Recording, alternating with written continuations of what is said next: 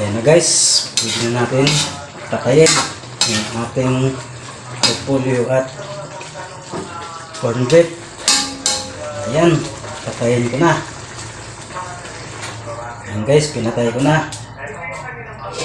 Takpan natin. Sige, bye-bye.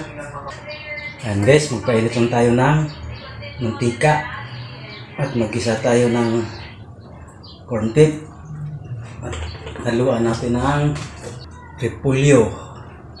Ano yan? Ayan guys, ilagay ko na yung bawang. Tapos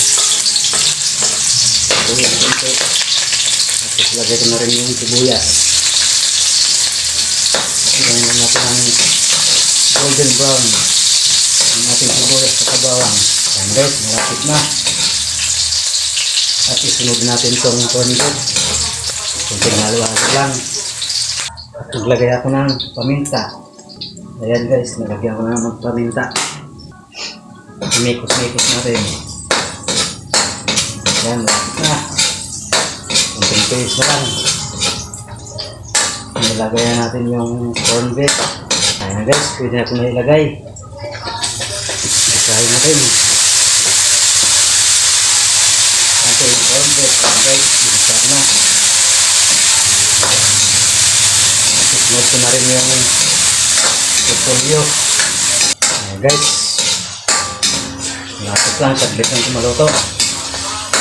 Kunting tips na lang, maluto na tayo. Kunting mikos-mikos. Ayan guys, lagay ko na yung repolyo.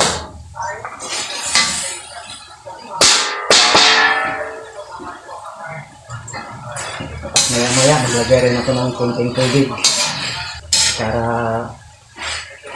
may kunting sabaw. Repolyo with corn beef. Ayan guys, pwede ko na lagyan ng tubig to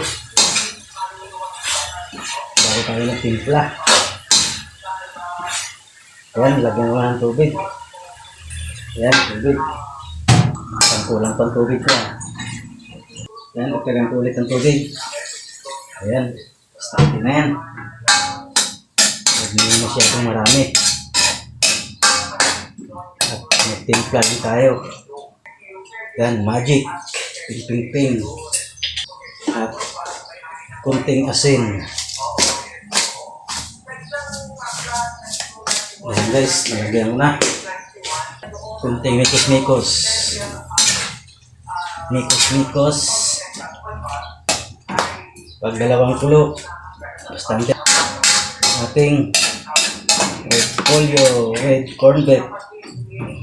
Ayan na guys, pwede na natin takayin yung ating repolyo at corn beef.